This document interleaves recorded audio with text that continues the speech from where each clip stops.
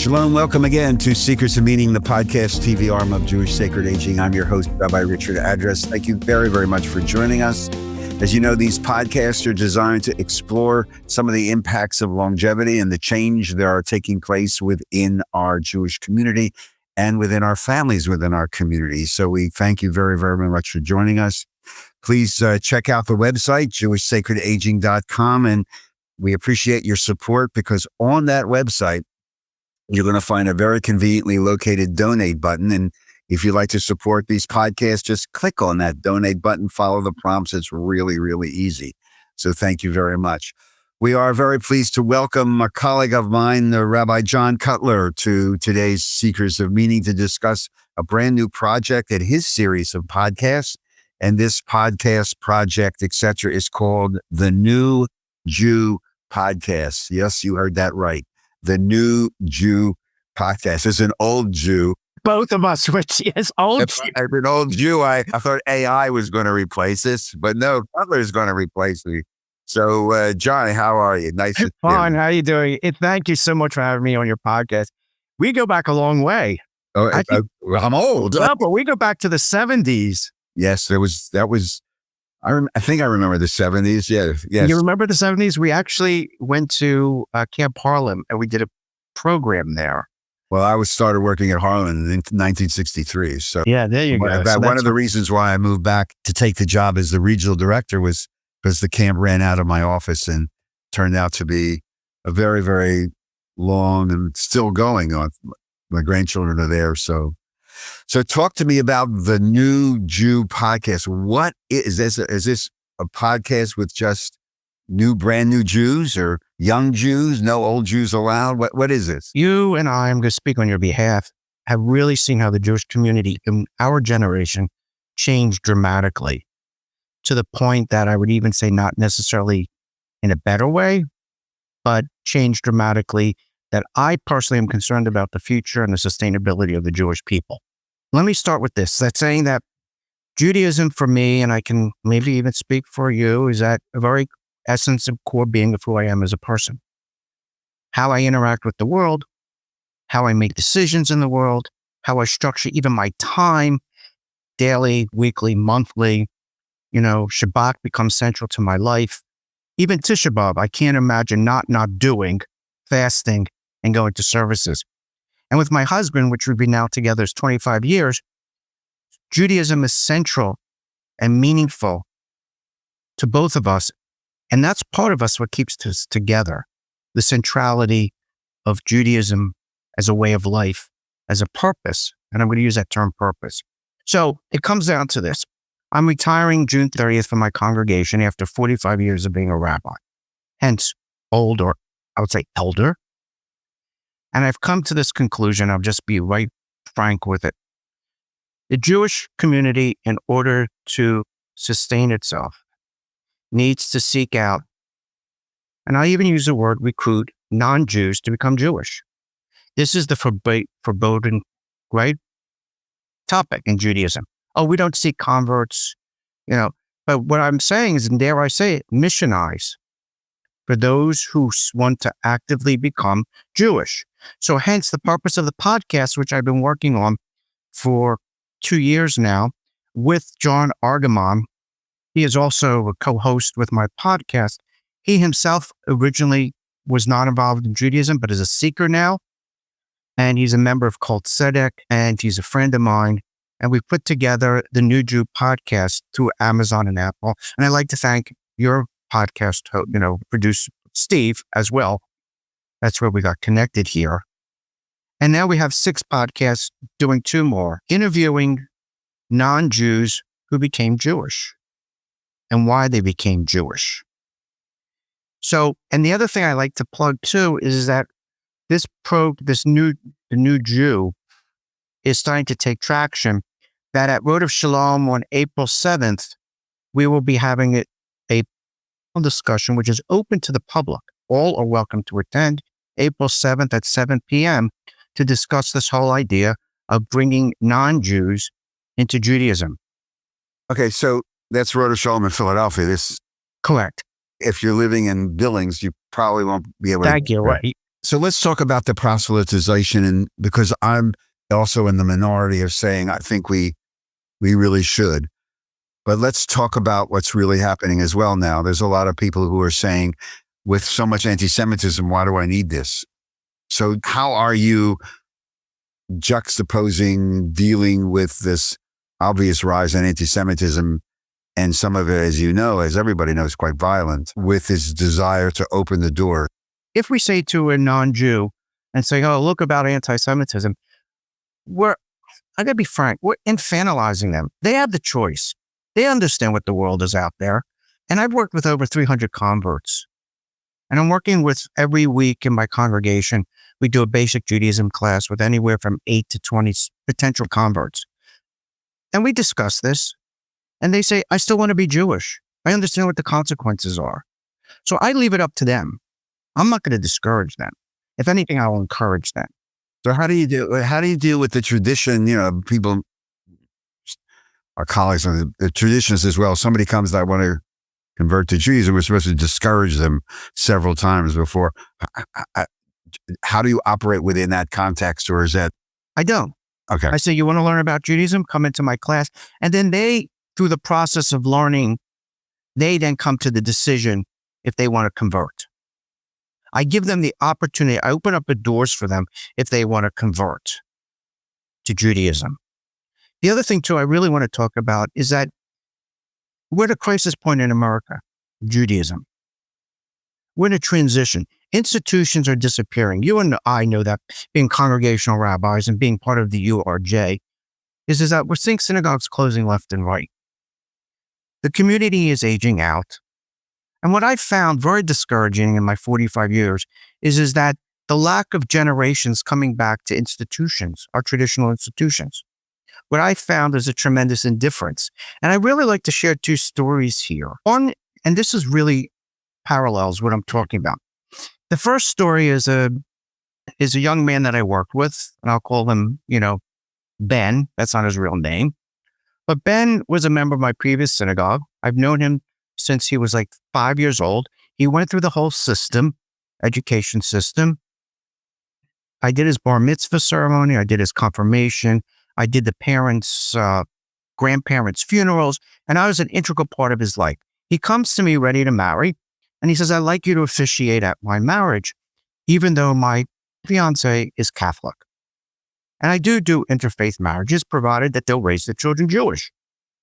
And I said, are you going to raise your children Jewish? And I know him for like 25 years now. And he says, no, we decided to raise our kids Catholic. And then I said to him, look, Ben, the reality is what you have now done is you made a decision to end Judaism for hundreds and hundreds of generations. And I can't be part of that. To me, that is an example of where we are with Judaism. That's an extreme example. But what I really found in the Jewish community is a lot of indifference among younger Jews. It's religion in general in America. You see, it's interesting because I have to actually disagree with you.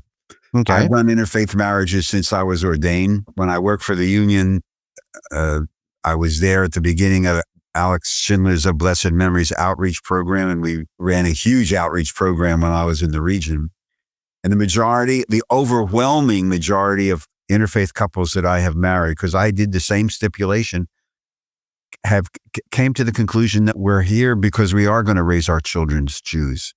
Right, exactly. And that's what I'm not interrupt, but I have no problem doing interfaith marriages, provided they raise their children Jewish. But I have not found people in all the 50 some years of these marriages that I've done, I found a more welcoming perspective that they're sitting in my office in front of me saying, no, we are going to raise the children as Jews.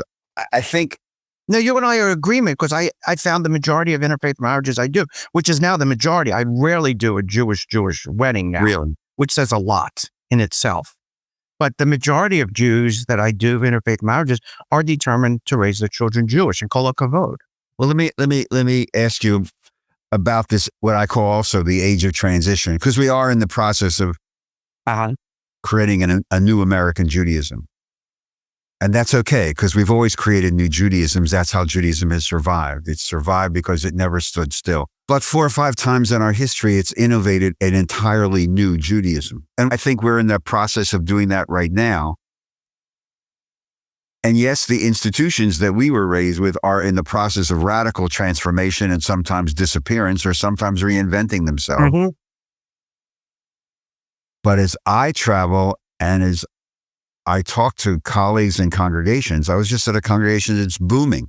Yeah, they're booming. When you go to RS, Jill has done a superb job. Yes, there's some congregations in certain communities that are in transition and some of them going away and some of them merging. But what I'm finding is younger people are redefining what community means. So from your experience in developing this program and the podcast and this message of openness, proselytization, where do you see the role of technology in the creation of just new types of communities? Because I see this happening all over the country. Right. Exactly. If we're in a transition, then the fact is, why don't we think outside the box? And it comes down to this, and I'll give you the other story. But first, it comes down to a very important idea. Then why not rethink of bringing Jews, non-Jews into the Jewish community? I'm talking about seekers. I'm not talking about necessarily going like the Mormons and knocking on the door and handing out pamphlets that say, do you want to be Jewish? What I find the most difficulty is that, I'll give you an example. It's best, okay? There was a man called Dominic. He literally showed up on Yom Kippur services, non-Jewish, Polish background, and Yom Kippur in my synagogue. I'll never forget, he stood in the back of the synagogue, not knowing anything going on. And then after services, he came up to me and says, I'd like to talk to you about converting to Judaism. So the next week we met, and he was telling me that he and his wife and 4 children were doing a do-it-yourself Judaism. And I said, why? And they said, because we found Christianity lacking. They were Catholic, again, originally from Poland. And now they're saying, we want something meaningful in our lives. Richie, I have found consistently with everyone that I have worked with who want to be Jewish, it gives meaning, structure, purpose to their lives. Correct. It helps to define who they are as human beings, how they engage in the world. So my point, in agreement with your point, is that if we're at this transition, then break out of the old paradigms and create a new paradigm of welcoming those who are seekers. And it doesn't necessarily have to be non-Jews, anyone who is seeking. Now, this is what it's inherently the problem of institutions. When you look at those who want to become Jewish, they just happenstance, and I use that word not lightly, happenstance come across a synagogue. So for example, I have now within my own congregation converted 20 or 30 for a small synagogue people. And the question is, how did you find Beth Israel? Oh, we passed by, okay? And they literally, I'm not kidding, they literally knocked at the door or they just showed up for services. So I'm thinking, if these people have the courage and tenacity to come and knock on the door of a synagogue because they're seeking Jewish, Kal v'chomer, how many more so of those who really are seeking but are too intimidated, don't have the means, or don't even know how to even start looking to be Jewish, and they can't be Jewish because there's not a process or safe space for them to become Jewish.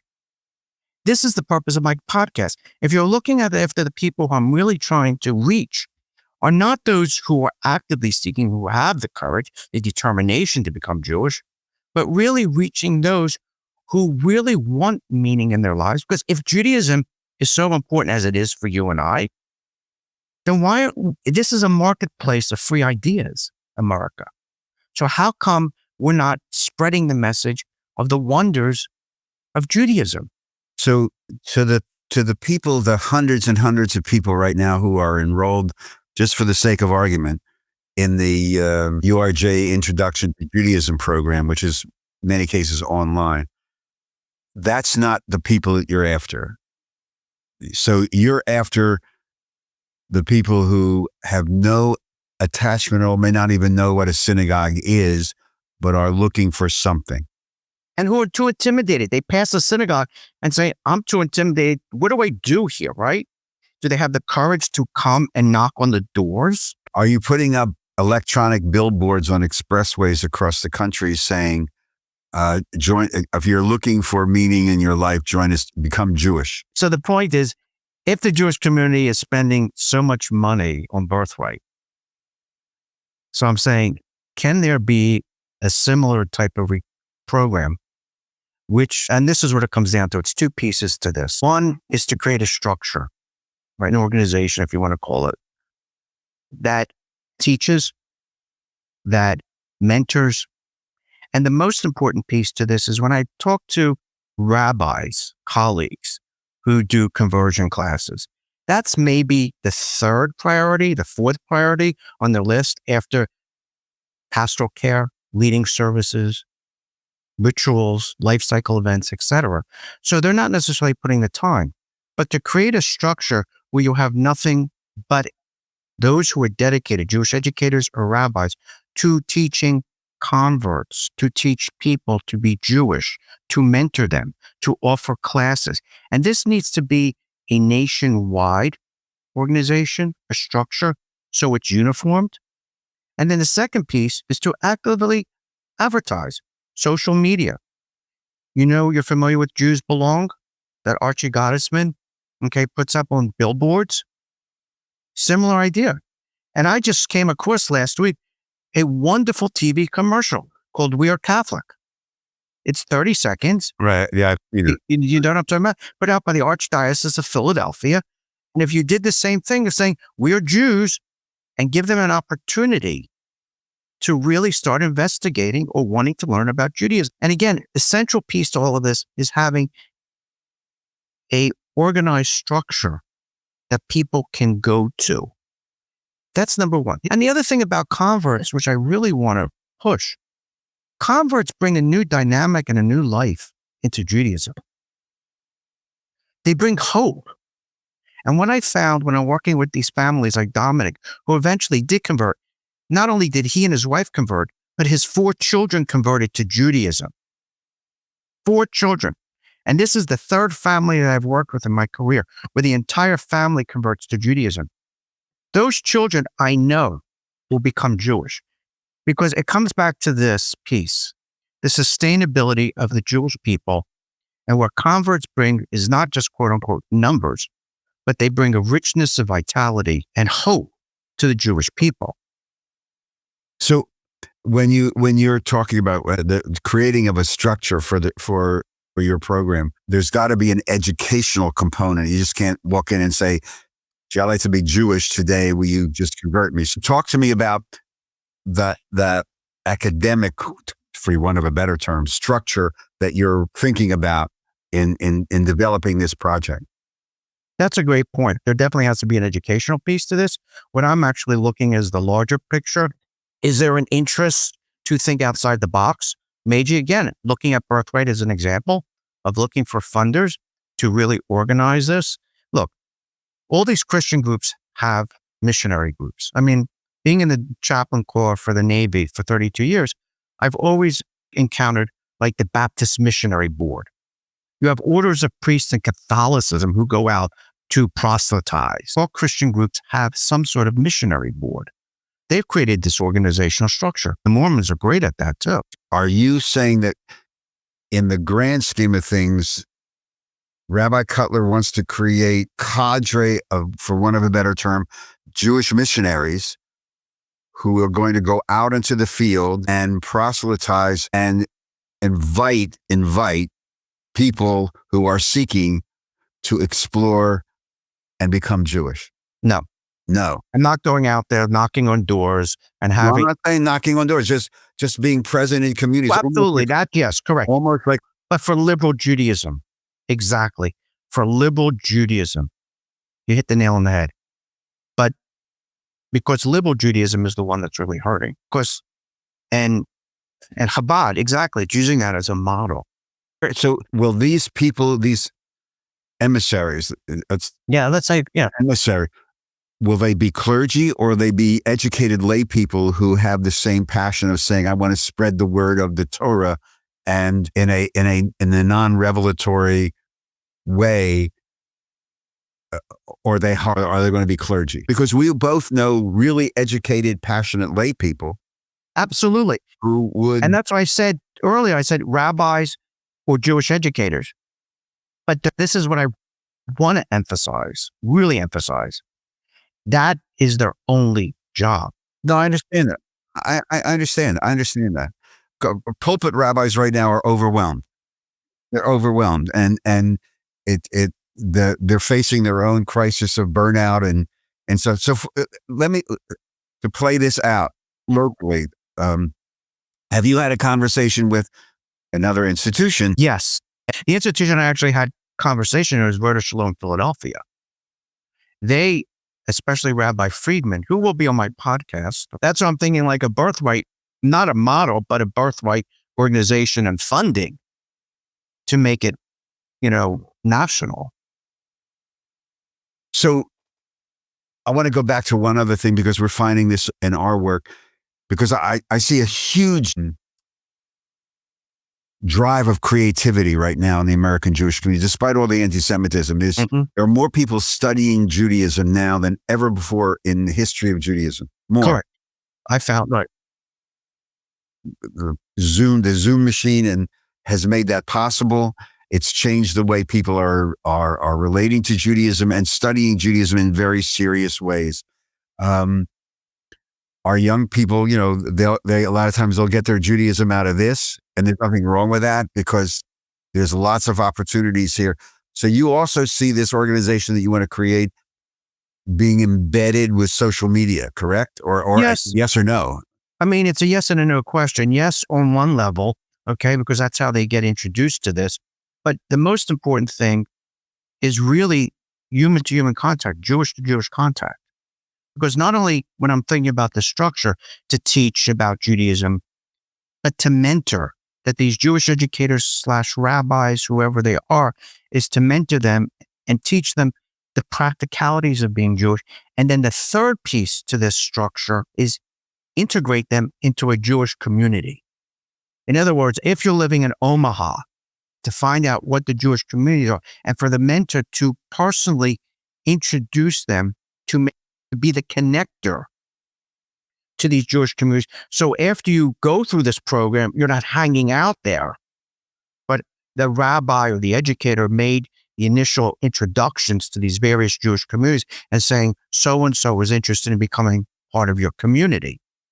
And this also helps with congregations. For example, with my congregation, we have increased our membership mainly through converts because they come knocking on my door. But could you imagine that you have this national organization and now they're placing these new Jews, hence the new Jew, okay, into various communities throughout America? So have you been in dialogue with a couple of the organizations that have sprung up in the last 20 years who also saw this as Ed Case's group and the 18 Doors group that also are actively engaged in welcoming, just like when we did the outreach program, which the outreach program of the Reform Movement restructured hundreds and hundreds and hundreds of congregations, and to this day is an amazing success.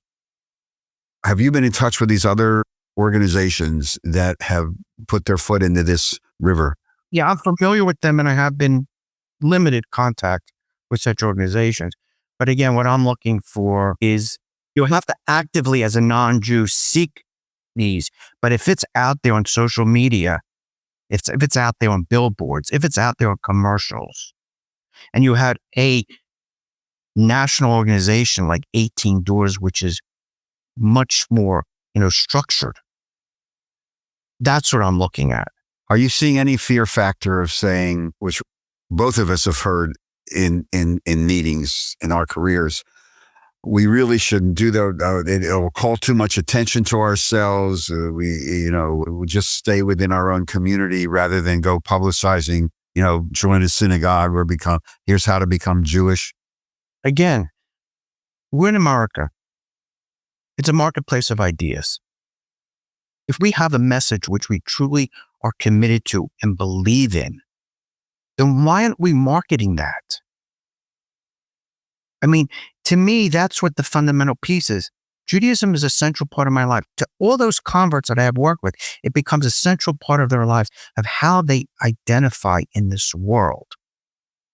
So, John, before we start running out of time, the New Jew podcast, where can somebody get it? And what do you do on one of these podcasts? Who do you interview? Or is it like, for example, I interview a lot of the people who I've worked with who converted. I interviewed Dominic and his entire family and why their children, we want to be Jewish and remain Jewish and will continue to be Jewish.